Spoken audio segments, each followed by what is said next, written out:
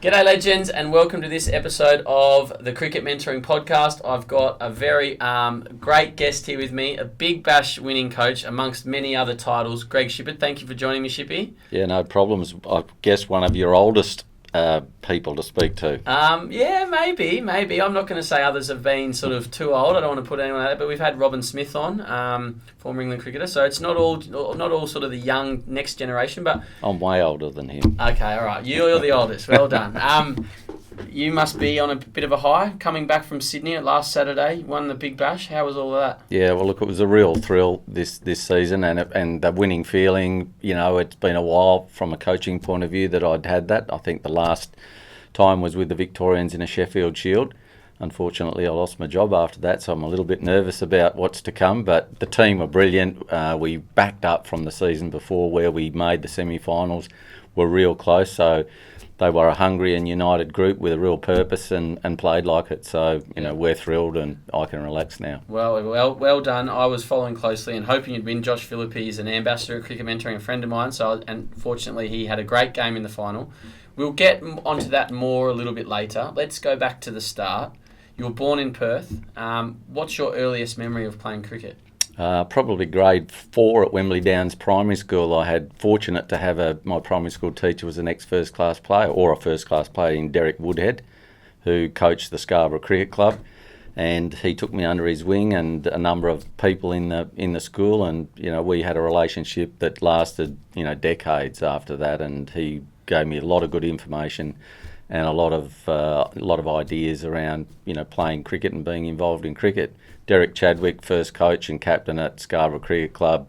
Ken Muleman as well, who provided coaching services there. I was in good hands. Yeah. Scarborough Cricket Club, wonderful place, and has provided a lot of material and resources to West Australian and Australian cricket. As well, the current Australian coach, JL's a Scarborough boy, and Kenny Muleman, I'm very good friends with Scott and Justin, his grandsons. Yeah. And I do all my coaching at Muleman, so there's a little link there. Yeah, I was Justin's first grade captain, a young fella at 16, and I was a little bit older than that and captaining the Scarborough cricket team. So we go back a long way as well, and we still continue to talk about cricket, coaching, and have a regular coffee across the course of seasons. Yeah, and have you had much to do with Bobby Muleman? Oh, yes, of course. Yes, yeah. He was a first-class player himself. Yeah. So we did a lot of bat selecting at the Muleman Centre there in South Perth. My grandparents lived in that area, so I wandered up from time to time. Awesome. And so then how did you progress your playing career, and then when did it finish and when did you move into coaching?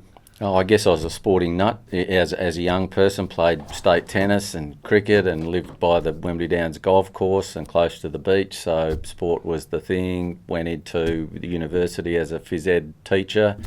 Got my qualifications. Again, was lucky to be involved with the right people. Had a wonderful coach, one of Australia's best in Darryl Foster, who had firm control of the West Australian team and was a leader in all things coaching. So from that point of view, I had someone to see and someone to follow, and I had teammates that were at one stage I think I was the only non-test player in the WA cricket team, so I was surrounded by cricketing royalty, and I kept my eyes open and my ears open and my mouth zipped up and did some learning. So 112 first class matches, is that right? Yeah, that sounds about right. Highest score of 200 not out. Who was that against? Against Western Australia, which at one stage there they thought I was too old and too decrepit to continue in the team, and so I think a 200 not out, 130 not out, and a 60 was just letting them know that I still had some. You still had it, and an average of 42.27 and 1500s. That's very well done on everything you did. So how did you then progress from your first class career professional? Was it professional then? Well, I started my career, I was teaching at high schools as a phys ed teacher and trying to combine both. Post the Rebel Tour of South Africa, came back to WA, who were on a roll and playing fabulous cricket, so it was difficult to squeeze back in there. Tasmania came a-calling and I went to Tasmania, finished by playing there for 3 seasons and was basically the assistant coach to Dirk Wellham and the marketing manager and the Kanga cricket coordinator. So straight out of playing into that? Straight out of playing into that and straight out of finishing playing into the coaching role. So coached them for 11 years and that finished, and then coached Victoria for 14, and then that finished and I'm doing the Big Bash. So I've been involved with forever. So cricket is your life. Has been, yeah. Do you still love it now as much as you did when you first started? I guess if I didn't, I wouldn't be doing what I'm doing now. I guess this more part-time nature of it at the moment, Big Bash, even though your mind's ticking over 12 months of the year, it's only a physical involvement for probably 3 months, but I do enjoy going up to Sydney and keeping an eye on my players and involving myself in the New South Wales program, as well as, of course, still with Victoria in under 17s and 19s and doing some coach mentoring now, as you are. Yes, no, well, I'm mentoring more players, so yeah.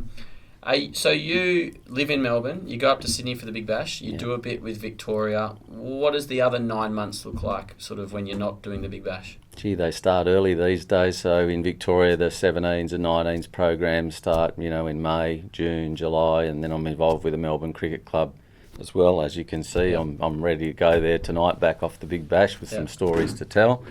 So, yeah, there's enough to keep me occupied. Are you the head coach at Melbourne? Or? No. Adam Dale, former Australian player. Lovely bowler. Yeah, is the coach. Cameron White's the captain, and I'm the back of the net, throw out some batting advice to the young fellas coming through. Excellent. How lucky must these 17 and 19-year-old Victorian boys be to have such an experienced coach guiding them?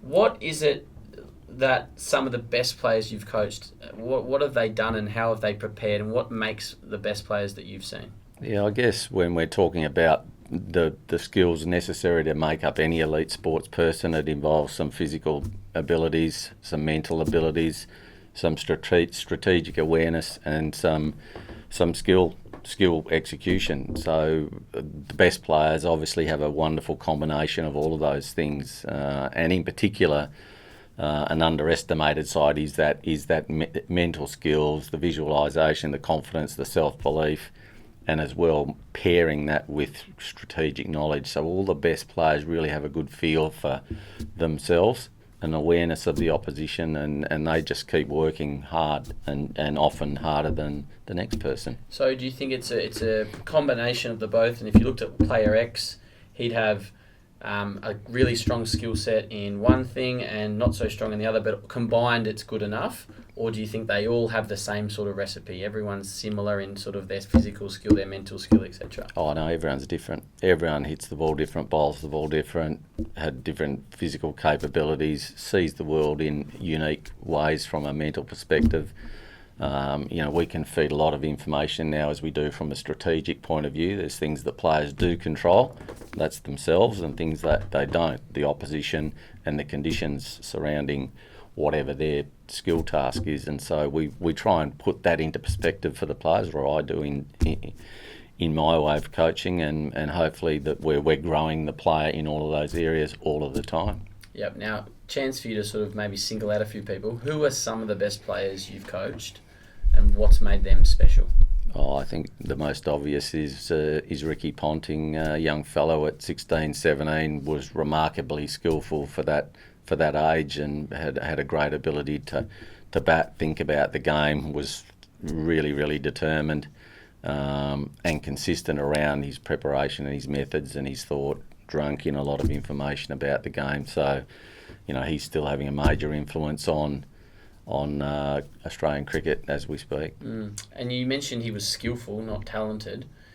I sort of have gone away from the word talent because I feel like at a certain age you get to a level, it's through hard work, it's through skill. Do you agree with that? Well, he's skillful in cricket, in golf. He plays a wonderful game of golf, and he was a terrific little footballer as well. Unfortunately, just at the right time for cricket, he broke an arm, and he was steered into cricket as his preferred sport. And so it's people like him. Shane Watson was someone that I saw, as a young fellow, and saw something in him from a batting point of view. Even though I went to watch him as a bowler, I saw something in his batting, and we recruited him down to Tasmania. But they're all different. So there's sort of elite players like that, and other players whose own unique journey that might not have played for as long as those guys, are still special from a coaching perspective. To switch Colin Miller from a medium pace bowler into an off spinner. Is that your work? Well, I guess that he was within our environment at the time, and we encouraged that, and he did it beautifully. To see guys like Bryce McGain, Shane Harwood, Mickey Lewis, just work, their backsides off, play late, and then that journey is to be respected as it should be. And they were terrific players and terrific people within at that stage the Victorian environment. I remember Funky Miller bowling medium pace and off spin, and it was certainly when I was a young boy, and it was something that was certainly not normal. He was very unique in that. Now, what does someone like Ponter or Watto, you've spent time on, what does their preparation look like? How many balls a week would they be hitting? What are they, very meticulous, or are they, how do they go about it? Oh, absolutely about training, real focus on training and doing it well. Ricky still talks about the message. He's still coaching, and I ask him from time to time to come and speak to the group, and the message that we try and draw out of him is that what's the attitude in the nets, and his attitude was to not get out. And so if you're not out and you develop that habit, it's a good thing for the game proper. And he's preparing himself for the game. So he was, in all conditions, he was in there for the fight and in there for the contest. And you have your ups and downs, but, that's how thorough he was. Watson the same, fielding, they were both terrific fielders, and Watto was watching what Ricky did, and it's copycat stuff. And I'd just come off coaching Steve Smith in the Big Bash, which was a wonderful experience, and he's so similar to Ricky. They train forever. They get access to a lot of balls, a lot of bowlers, a lot of throwdowns, so they're well resourced. But there's still got to be a want to do that, and a hunger. The way he talks about visualising about the opposition and being really strategically aware was something that just was confirmed in my mind. That's really important to push towards our younger players. So, can you give us a little bit more depth into that? Like, what sort of stuff would Steve sort of bring to the table, and what sort of depth was he going into his visualisation? Against the Stars in the final, was he saying, I'm going to do this against this bowler and this against this bowler? Was he sort of pre-planning? Yeah, absolutely. When you have your team meetings and you break into your batting groups and bowling specific groups, we have a general meeting where we talk about the themes and the issues of the game coming up. But once they break away, his ability to express that was fantastic. Moses Enrique is another one who is just absolutely, brilliant at talking about what they're likely to be confronted with and what their plans are to deal with those things. And so that was a message that I was able to drive with the younger players, is that, can you hear this? This is the level you need to get to if you want the consistency that these guys bring to the table. And so I'm sure that's all the same case. I remember Jamie Cox, one of the leading run scorers ever in first class cricket, out of Tasmania. And South Australia was exactly the same. If you asked him to speak about batting, it just flowed. And it's a skill to develop, as well as we're able to teach them, mental skills along the way, with specialists coming in or just having conversations around, well, what was that training session like, or what was that match that we just played like? What happened and what did we learn? So they're the sorts of things. I'm going to probe you a bit more on this, because I think it's an amazing insight for our viewers. What else can you tell us about Steve Smith, and what makes him such a great cricketer? I know him a little bit, and I've played against him in the past, and what, from seeing him operate on a day-to-day basis, and you've seen Ricky, you've spoken about Watto, and all these fantastic players over a long career as a player and a coach. What else makes Smith special? I think he's got some great emotional awareness, skills. His mental skills are strong. There's this quiet belief, confidence, and process that he undertakes, and a lot of it you don't see, and you hear snippets of it, but you see it in his play, and his play is the thing that shows the work has been done behind the scenes. And he explores, and that's T20 as well. So I guess when he's preparing for Test cricket and one-day cricket, a lot of that risk management is dialed back, and he plays sort of within the parameters of what he's likely to play in those particular formats. But he was having great fun exploring, hitting the ball 360 in our net sessions, and we had 3 coaches with bung arms at the end of the process, because once a small group of players see that is part of being successful, they all want to do it, and so we need more coaches, more wangers, more bowling machines. So you talk about risk management there. How as a coach do you coach that? How do you teach your players that? Yeah, we talk about with the players about there being types of people, and I call it a low risk player, a medium risk player, and a high risk player. And so, if you'd like a low risk player, we'll talk about Chris Rogers there, someone who's in there and a role player, and he's prepared to minimise the risks he takes to get his end result and the team's end result. And there's players at the other end of that scale that, in the sense of applying risk, they sometimes swim outside the flags, as we like to say, and they're high risk takers. So Glenn Maxwell, Finchy, those sort of guys, go out and attack the game. And there's the people in the middle. What I say we should try and work towards is that depending on the state of the game and the format of the game, we'd like players to be fluid amongst those three zones, know when to take risks and have the skills to take higher risks and still survive. And there's other times to bunker down, form a partnership, and turn momentum around in the game to get it going your way. So that's sort of some of the language that we use without giving away all our secrets. Yeah, no, you can't give it away because you never know who will be listening. Michael Kling was in here earlier. So what you've been very successful in Sheffield Shield cricket as a coach. What is different about coaching 2020 in Sheffield Shield cricket? Oh, I guess, Shield cricket, it's like a 12-month investment again, and I talk about building a generation, which is if the player walks through the door, I'd like to think he's going to be there for the next 10 to 15 years, and so, he becomes a bit of a project, or they become a bit of a project, and so does the team. And so we have processes and we have language that we use and we have targets that we're trying to achieve, and we have a game plan that we're working towards and manipulating and refining from time to time when necessary. And so it's just a never-ending, cycle of, review and evaluation and refinement. Yeah. And 2020 cricket then, it's just you come in, you obviously have an impact on the list. You decide who's in your team, and then you come in 10 days before the tournament starts. It must be hard to really sort of get everything sorted in that period compared to what you would in Sheffield Shield.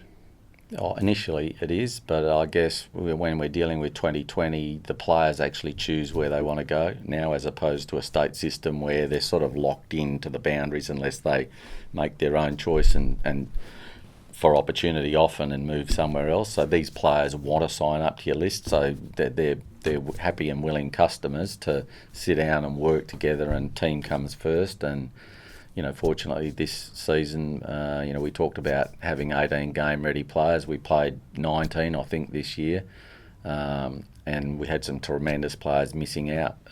But the tone and the quality of environment that was set up for the players, that they helped create themselves, of course, through conversation, served the group well. Jackson Bird, Young Pope and Menenti and people like that missing out on that opportunity to play the finals was tough to take, but they were thoroughly professional and did a fantastic job, but were acknowledged certainly as well for their part of that they played in us winning our title this season. You've had a lot of success. You've just spoken about environment. What is it, do you think, that's important about culture so that people can thrive, an environment for people to thrive? What do you try and focus on as a coach or a leader? Yeah, I guess the things that, I sort of have 6 fundamental points about helping create that environment, and it's about, once you walk through the door, if it's 18 players or 30 in a Shield program or more, it's about establishing that commitment to win. And what does that mean? That means, being professional, chasing excellence, never-ending improvement, and your work ethic as well. It's about setting some standards. We used to call them standards of excellence around the Victorian team, where we had some values about our behaviours, and we had to walk the talk and not just talk. We had to go out and do, and you made mistakes along the way, and again you rebooted and you identified, and you worked your way through when values or your behaviours weren't happening. But pleasing to say that in the Victorian group, that's been strong. It was robust, competitive all the time, but that seemed to work for our group. It was about making sure you identified the talent, the strengths and weaknesses. If you're going to win a competition, you need to have the appropriate batters, bowlers, fielders, and a binding towards that team. Where there were weaknesses, that's list management, and we had to manage and develop the players themselves within that context.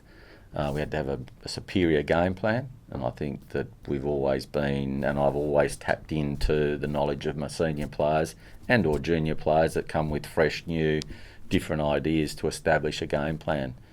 And I think I've been in, 32 grand finals, I think now, which is an indicator that the game plan sort of works. Wow. And then as well, I think, having a fun, enjoyable environment is probably the number one on the list there, and how you drive the group to that. I've become a little bit more about pushing that back to the players to take responsibility for ideas around how they want to see that and feel that. Yeah. We try and dress up winning and losing in the same clothes. We're pretty practical, we're pretty straightforward, we're honest. It's not always fluff and great times, but it's about understanding as well. When you don't have a win, how can we turn that around? And it's pretty relaxed, but we have our moments. So it's not getting too high when things are going well and not too low. And how focused are you on the process rather than the result? I think process is the key driver of all of those things, and there's a number of people up and down the organisational ladder that you need to as a coach you need to be working with all the time. So from the roomie, to the CEO and your operations manager and your selectors, you need to all be linked in, and I like to turn the ladder around sideways and horizontally to have everyone feeling as though that they're equivalent in the groups that I'm involved with. Well, that leads me on to something that Chris Rogers, who played a lot of cricket under you and flourished, very good friend of mine, he said that your preparation and attention to detail is phenomenal and the best he's seen. And the other thing he's recognised now that he's become a coach himself is how you're able to get everyone involved in meetings so that everyone felt a part of the team. And he said that was a real skill of yours. How do you go about sort of doing that horizontal ladder and keeping everyone sort of level and involved? Done a lot of courses over the years in making sure that I'm upskilling, and so I think I've done level 3 about 7 or 8 times, and I would always knock on the CEO's door and say, can I go up and be involved in the Centre of Excellence in the academy? So listen to other coaches, done a lot of reading on successful coaches and successful teams. From different sports. From all different sports. And so, the 3 elements about the coaching process for me is once you're in front of the group, you're a performer. You've got to be a learner and you've got to be a leader. And so all the time I'm thinking about, there's times when I have to perform with my language or my actions or my preparedness. You've got to do the hard work and learning, keeping up with the trends of the game. And from a leadership point of view, just being like we demand of all our group is that, yes, we know we have a captain with the C next to him, but leadership comes in many different ways, shapes and forms, and our young players encouraged to provide that. We identify that when we see that happening, and so it's a dynamic dialogue. And I guess I learnt those skills from my teaching days about how to draw information out of people, and I've learnt from other practitioners as well, seeing that happen and go, okay, I can use that. So it's about using your own ideas, but also seeing what works with other people. And I know for this year's title, we showed our boys last year, Collingwood Footy Club losing their thing, and they did a little 3-minute video, and it showed the pain of losing. But I think Buckley talked about having to earn the right to win it, but to tell their own story. And I think they created a really nice environment there. We sort of saw that and thought about that, and sort of those little images from other sports as well were helping to drive our group forward. Well, I'm a big Collingwood fan, so that was a great day for me. My son works there, so I'm riding the emotional ups and downs with him. He's a physiotherapist there, so awesome. Oh, lucky man. Pies are one of my favourite things. But that's something I try and do as well, is look at what's going on in other sports, other people, learn from business people, etc. And it's the way to then bring it back into cricket. I think is a great skill that you obviously do very well. You only are sort of with the Sixers for a short period of time, let's say in a calendar year, 3 months. But how much planning goes into it, and how much sort of when you're with the team, how much on a day-to-day basis are you working? There's a game that goes for 3 hours. You're there a few hours before, but no doubt listening to you you're there, you're early, you're preparing, you're trying to understand what's going on, you're learning, you're doing everything you can to be as ready as you can be. Yeah, you've got to take time in the day. I've got my favourite little books here. I've always got a companion with me about that, where there's information that I can include to my ever-growing library of books. And so I do that. I share it as much as I can with the players. We're talking 12 months of the year. We're always in contact. I'm always taking interest in their development, whether they're playing shield cricket, one-day cricket. So I say they become your kids, if you like, for the time that you're coaching them. And even beyond, it was nice to get a lot of messages, from my ex-Victorian players and my old WA teammates, post the win the other night, which was nice that we're still all connected and involved and keeping an eye on the game of cricket that we love. Well, that's, the great thing about cricket, I think, is the camaraderie. Something that Buck also mentioned was the what you did with Bobby Quiney. He said that he was a pretty good player, but you helped turn him into an incredible player. How did he do that? How did Bobby Quiney go from being okay or pretty good to excellent and being an international player? I guess we had to, with Bobby as well, have him understand that, he had the talent, but he just had to marry and lift his work ethic around firstly his physicality, and secondly his fielding, and thirdly then to develop his batting skills, because he was a brave player, he was an explosive player. And so, he took care of the work ethic after we identified. It was a tough team to get into the Victorian team. There was a lot of good players didn't make that side, but it was a good side to be in because they won a lot of stuff, and you learn a lot of stuff from being in the big games. And Bobby got into the river with us, and he just needed some nudges from time to time, some direction. He liked to be handled firmly. Bobby didn't mind being spoken to, aggressively, and a number of players like that style as well.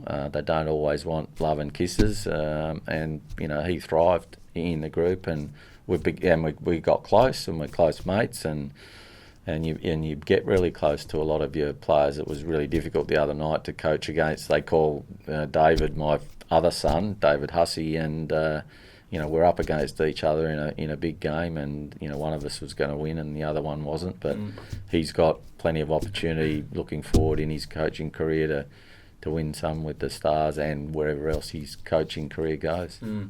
How do you, as a coach, as the leader, how do you get to understand what people respond to? So you spoke about Bobby, doesn't mind a firm word, and some guys do. Others want to be kissed and cuddled. How do you manage that when you first walk into an environment? Is it just about building relationships and understanding them as humans? Yeah, I think my best advice is not to jump to conclusions straight away, and I think it is about building and managing a relationship, and that's by communicating. That's from observing what they do, what they say, and I think pretty quickly, if you're experienced at it, you'll get that feel of what a player's like. But circumstances in their careers and life change as well, and so as a coach you need to be able to change tack with people and not sort of pigeonhole them in the one lane only. So I guess that what might have happened with Buck and in WA at that time, where he was a red ball cricketer, and I think we seized on the opportunity to broaden his opportunity in Victoria by introducing white ball cricket back into his mix, and he grabbed it with both hands, and we enjoyed a wonderful relationship with him in Victoria. What is it that you look for in a young player? If you're trying to identify a young player at an under-19 level, let's say, are you looking for technique? Are you looking for method?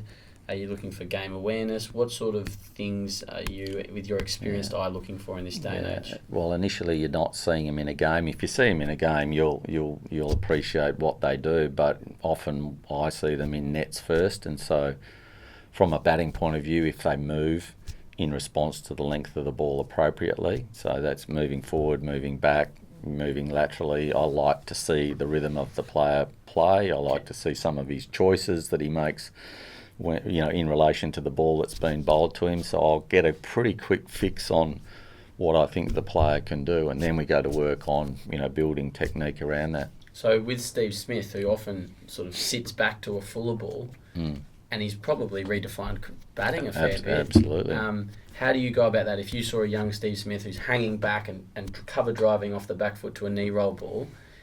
Obviously, that's not what you were used to traditionally. Well, I would say that's the best place to start. Be comfortable on the back foot. And so my man, Derek Woodhead, was renowned for coaching back foot play. And so that's something that's pretty dear to me. And I often tease my coaching groups around, you've got to fall in love with playing off the back foot because it gives you more strokes than you're likely to be able to play off the front foot. So you're more difficult to control if you can play your back foot strokes well, in my opinion.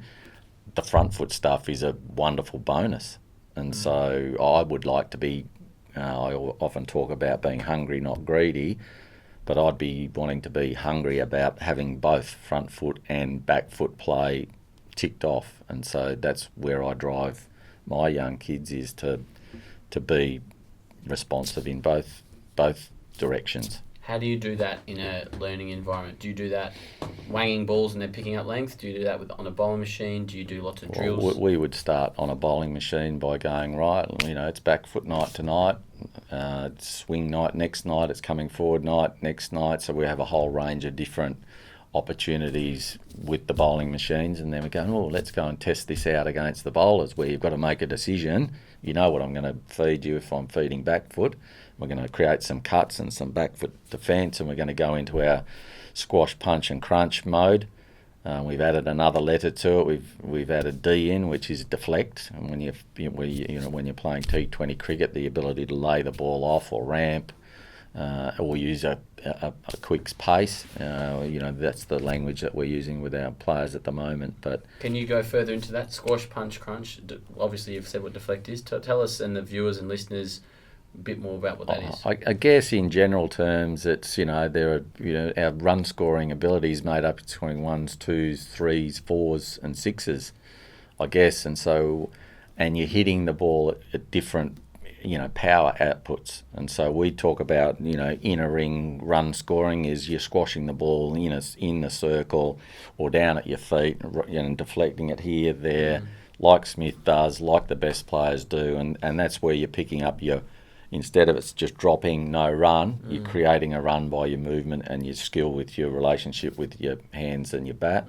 Squash. Punch is just, again, technically correctly punching through the line of the ball, chasing your hands through the line of the ball, through the covers, through mid-off, through mid-on, mid-wicket, and scoring 2s, 3s if the ball's timed. And as we saw with Josh Hazlewood, who did a punch in one of our games against the Strikers this year to win a game, and it was a 4. He wasn't aware of what he did, but we celebrated that with great mirth around our group, because that's what he did, and that's what we've been talking about. Crunch is, again, playing with elevated power. It's letting it hang out there, and you're wanting to hit the ball hard, and that can be 4 or 6 again. But we like shape, timing, balance, and bat face integrity are the things we talk. And then deflection is again, you can score a 1 down to third man or fine leg, or indeed if no one's there and you place the ball, 4s and 2s come into play. So that's fascinating. That's the narrative that we're sort of using. It used to be tempo 1, 2 and 3 in Victoria, and now we've sort of we've modernised it a little bit in the groups that I coach. Other people certainly may use their own language around that. Well, Buck, I think, talks about the gears, first gear, second gear, third. I sort of talk about taking pace off the ball, using the pace and putting pace on the ball. So similar-ish, I suppose. How do you create an environment that allows players to fail? I think the best players, they accept they're going to fail, and that allows them to succeed. But how, as a coach or a leader, do you create that environment? Yeah, I guess by stating up front that it's we don't mind you making mistakes. We don't mind, but we don't.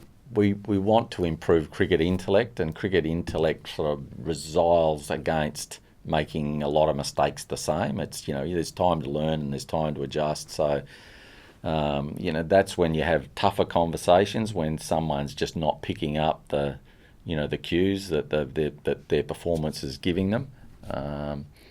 But it is about at a training session we want there to be focus and purpose, but we know it's not going to be perfect. Or if you're going exploring, let the coaches know that this is the phase.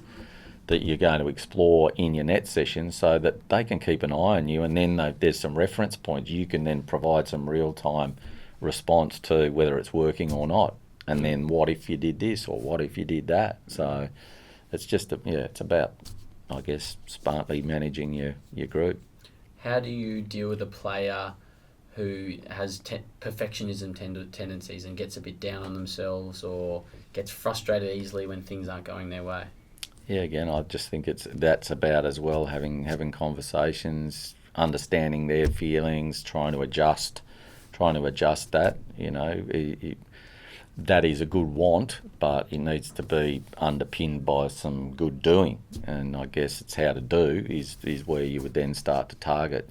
Just accept the mindset, just steer it off in another direction slightly, and then do some doing that will have those two things working in a synchronised fashion. So at the highest level, which you've obviously been involved in for a very long time now, what do you think is the breakdown of technical, mental, tactical, emotional? How do they all sit? Yeah, I guess the more I am involved, the more I'm understanding. It seems to me it's more about mental and strategic skills. I'm sort of almost putting more emphasis on those two areas. They're probably the two areas that are most undercoached or are the most undercoached. We do provide a lot of time and effort into the technique, which is, they're once linked, they're all important, but I think we could really, and I really like the new book coming out, Graham Winter's book, Mindful Cricket. It's a really great little boost to that area of coaching, and I recommend, all players, I recommended that to all the Sixers boys to go out and buy your copy, and Jordan Silk's pinched mine, so I'll get it back at some stage. But, those sort of resources help, don't hurt. Is there a mental skills coach at the Sixers? Is there someone that helps the players? We have one available, but we had a really experienced team. We've had a team that's been working, together for a number of years now. So we think we've got that area covered. We're having conversations if we think we need to outsource to add to that. We'll be doing that. But the state programs do have access to psychs and mental skills coaches. Yeah. Moving on to Josh Philippe, it's one of the stars of your campaign. He's our cricket mentoring ambassador. How has he evolved over the sort of, I suppose, 14 months that you've seen him from the start of the Big Bash last year till now? He's grown in stature, grown in confidence, but what have you seen in any changes in him? I think he's learning to be comfortable in the heat of battle. He's competitive. He's brave. He's got amazingly fast hands. In the training environment, he works really hard. So he's one of those ones that is determined to do well. He trains forever, so he's copying Smith's sort of that mantra of volume. But we need to make sure it's as quality as it can be.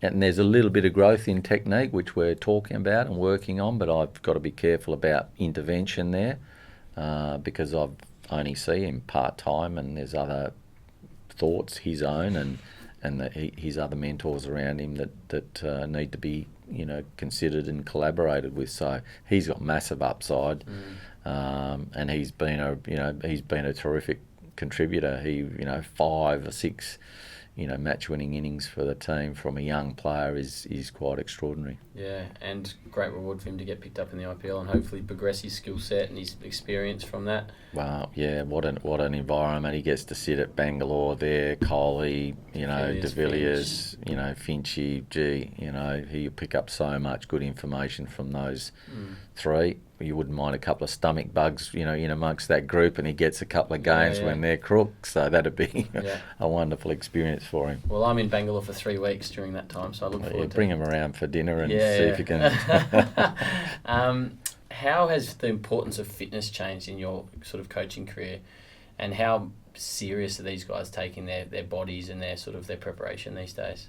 Yeah, it's certainly grown, and the involvement of full-time sports science and medicine teams around teams is really grown, and they often cop a lot of criticism, but they also prepare players really well. We had this season Sean Abbott go down in the middle of the season with a big side strain, and thought this is going to be 8 weeks, and he played our final and our semi-final and our last game, and the work behind the scenes that he did with the physio and the S&C. A lot of them now go into before T20 and have gym sessions as well, which was quite surprising to me, but that has become part of their routines, and they don't seem to have any effects.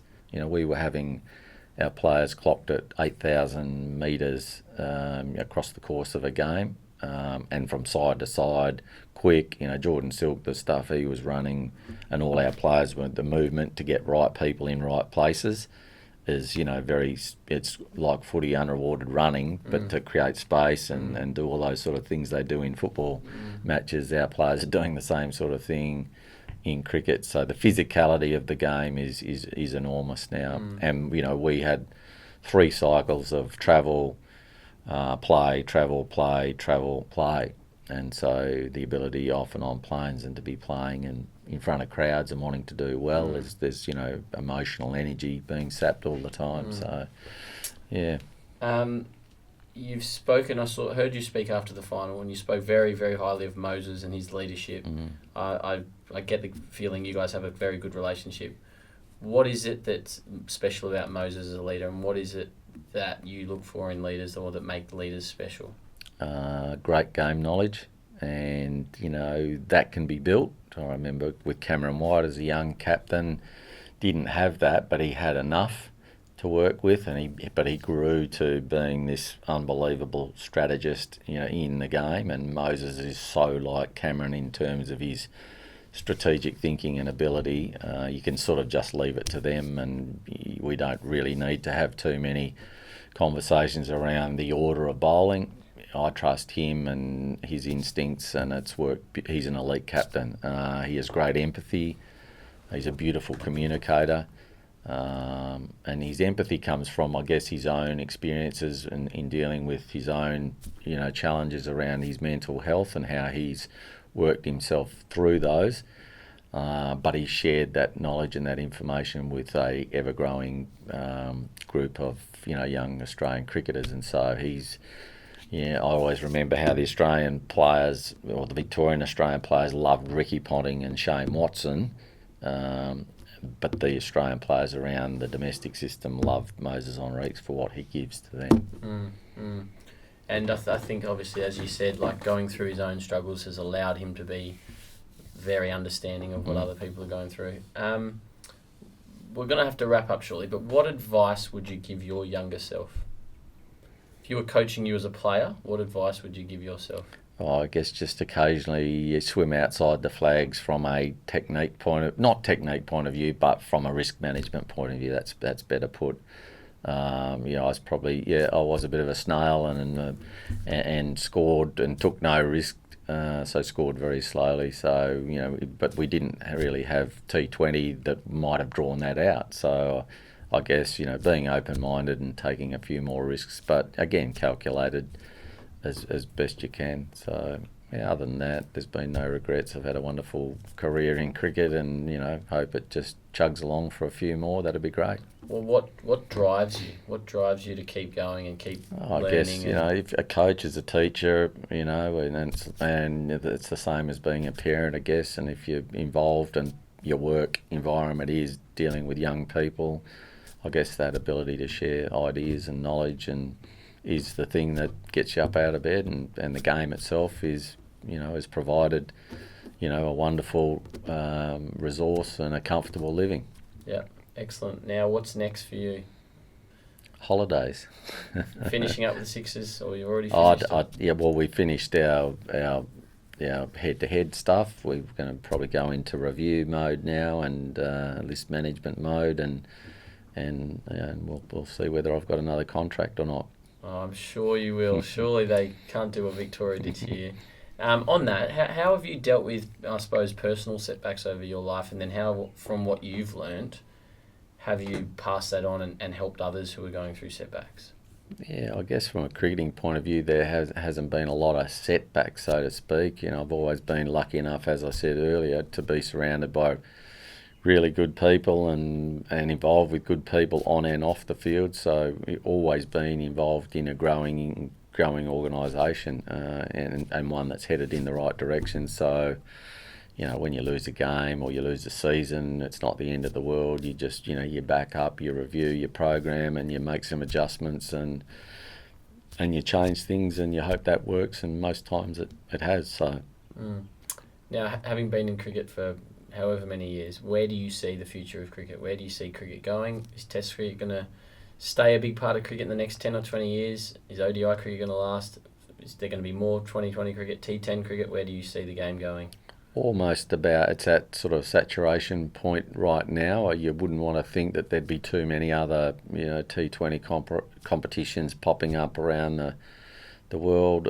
Test cricket, I think all three formats I think serve their own purpose in terms of providing game opportunity, fans being involved in the game, and the growth of the game financially, which the cycle goes, the money goes back down to grassroots and it all, recreates itself. That's the ideal world. I think there's a position for all, and people are trying their best at different times with test championships and all sorts of, World Cups and things to keep the interest going. The game's evolving. It's been around for hundreds of years and I'm sure it will continue to do so.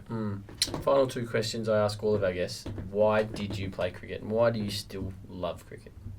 I guess I valued the team sport nature of it, or club nature of it, or organisation, playing for your state or indeed your country. There's different levels there, each of them that are satisfying in their own right. I was sporty and I was encouraged by my parents to go out and play and get yourself involved in team sport, and there's just so much to learn and so much reward and satisfaction from the mates and the relationships you develop out of that. Yeah. And our last question is, what's your definition of success? Oh, dear me, definition of success. Oh.